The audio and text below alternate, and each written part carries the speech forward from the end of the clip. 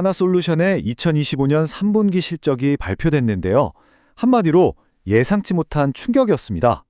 지금부터 이 실적의 속내를 깊숙이 들여다보고 이 위기가 투자자들에게는 어떤 의미인지, 또 어쩌면 새로운 기회가 될 수 있을지 그 가능성을 한번 따져보겠습니다. 네, 바로 이 숫자입니다. 마이너스 74억 원. 시장에서는 당연히 흑자를 기대했는데 모두의 예상을 깨고 영업손실을 기록했습니다. 그야말로 어닝 쇼크죠. 자, 그럼 이 예상 밖의 손실을 제대로 이해하기 위해서 우리 한번 퍼즐을 맞추듯이 하나씩 차근차근 살펴보겠습니다. 먼저 전체적인 실적부터 확인하고요. 도대체 어디서 문제가 터졌는지 그 원인을 찾아보겠습니다. 그리고 나서 각 사업부별 성적표를 뜯어보고 마지막으로 이 위기 속에서 하나솔루션이 꺼내든 카드, 바로 미국 시장 전략과 미래 전망까지 명쾌하게 정리해드릴게요. 자, 그럼 첫 번째 퍼즐 조각입니다. 마이너스 74억 원이라는 이 숫자 너머에 숨겨진 회사의 진짜 재무 상태는 과연 어떤 모습일까요? 여기서부터 좀 흥미로운 지점이 보입니다. 이상하죠? 매출은 3조 3,644억 원으로 분기 대비 7.9%나 늘었어요. 덩치는 커졌다는 얘기죠. 그런데 속을 들여다보니까 핵심 사업인 신재생 에너지 부문이 크게 부진하면서 영업이익이 적자로 돌아선 겁니다. 순이익이 45억 원으로 간신히 플러스를 유지한 건 다른 회사에 투자해서 얻은 일회성 이익 덕분이었고요. 그러니까 핵심 사업이 흔들리고 있다는 아주 명백한 신호라고 볼 수 있겠습니다.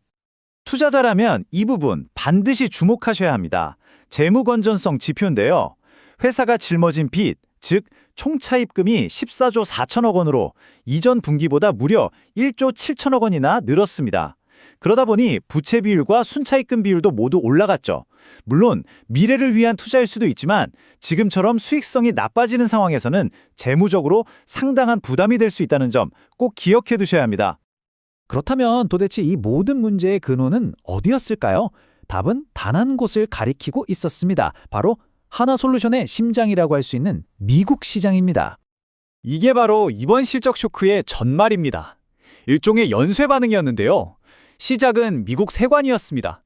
갑자기 태양광 공급망에 대한 규제를 강화하면서 한화는 사상 처음으로 아주 길고 빡빡한 조사를 받게 된 거죠.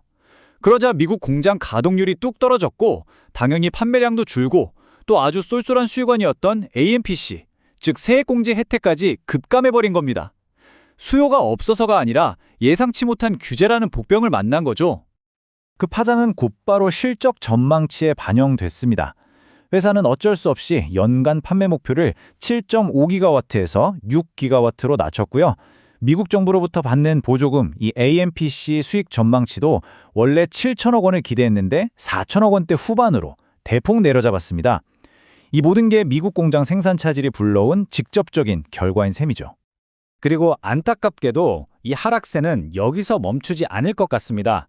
4분기 MPC 수익은 3분기보다 더 줄어든 400억 원 수준에 그칠 것으로 예상되고 있습니다. 자, 그럼 한화솔루션이라는 거대한 배에서 구체적으로 어느 부분에 물이 새고 있었던 걸까요? 이번엔 사업부별 실적을 통해서 문제의 핵심을 더 정확히 짚어보겠습니다. 이 표를 보면 범인이 아주 명확해집니다. 케미칼 부문, 그리고 첨단 소재 부문은 나름 선방하면서 제 몫을 다해줬어요. 모든 문제의 진원지는 바로 신재생 에너지 사업부 딱 한 곳이었습니다. 여기서 한 걸음 더 들어가 보죠. 신재생 에너지 사업부 안에서도 문제가 집중된 곳이 있었습니다. 바로 핵심인 태양광 모듈 사업인데요. 여기서만 무려 94억 원이라는 막대한 손실이 발생했습니다. 그나마 주택용 에너지 사업이나 발전소 자산 매각 같은 다른 쪽에서 이익을 내서 이 손실을 일부 메웠기 때문에 사업부 전체적 자폭을 줄일 수 있었던 겁니다. 자, 지금까지는 좀 암울한 이야기였죠. 하지만 모든 위기에는 기회가 숨어 있는 법 아니겠습니까? 한화솔루션은 이 절체절명의 위기를 어떻게 기회로 바꾸려고 하고 있을까요? 여기서부터가 정말 중요합니다. 투자자분들이라면 앞으로 이 단어를 반드시 기억해 두셔야 합니다. Non-FOH, 해외 우려 기관과 무관하다는 뜻인데요. 이게 바로 하나솔루션의 미래를 바꿀 황금 티켓이 될 수 있습니다.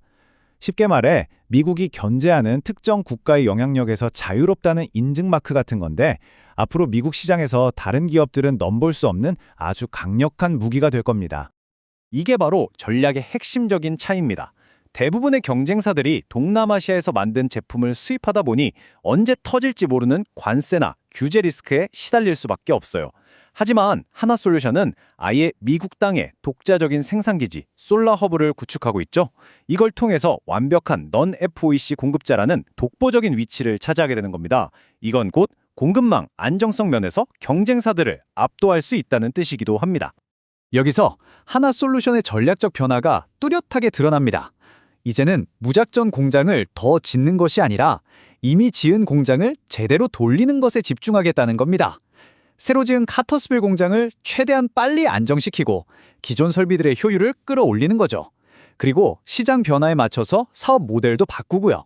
지금은 바로 이 실행력이 가장 중요한 과제라는 걸 명확히 하고 있는 겁니다. 그렇다면 투자자로서 우리는 앞으로 무엇을 또 언제를 눈여겨봐야 할까요? 하나솔루션의 향방을 결정할 핵심적인 이정표들을 한번 확인해 보겠습니다. 앞으로 1년에서 1년 반 정도가 회사의 운명을 가를 아주 결정적인 시기가 될 겁니다. 특히 그동안 계속 발목을 잡았던 카터스빌 셀 공장이 2026년 중에 본격적으로 양산을 시작하는지 여부, 이게 바로 미국 내에서 원료부터 완제품까지 다 만드는 수직 계열화를 완성하는 가장 중요한 마지막 퍼즐 조각이 될 겁니다. 또 다른 승부수는 바로 주택용 시장입니다. 회사는 앞으로 미국 시장이 소비자가 직접 제품을 사는 방식이 아니라 전문 업체가 설치부터 관리까지 다 해주는 제3자 소유, 즉 TPO 모델 중심으로 바뀔 거라고 보고 있습니다. 그리고 바로 이 시장에서 하나솔루션이 압도적인 경쟁력을 가질 수 있다고 자신하고 있는 거죠. 결국 이 모든 이야기는 하나의 질문으로 모아집니다. 단기적으로는 하나솔루션에 큰 고통을 안겨준 미국의 규제가 장기적으로는 오히려 경쟁자들을 막아주는 보호막이 되어서 한화의 미국 생산기지를 누구도 넘볼 수 없는 강력한 경쟁 우위로 만들어줄 수 있을까요?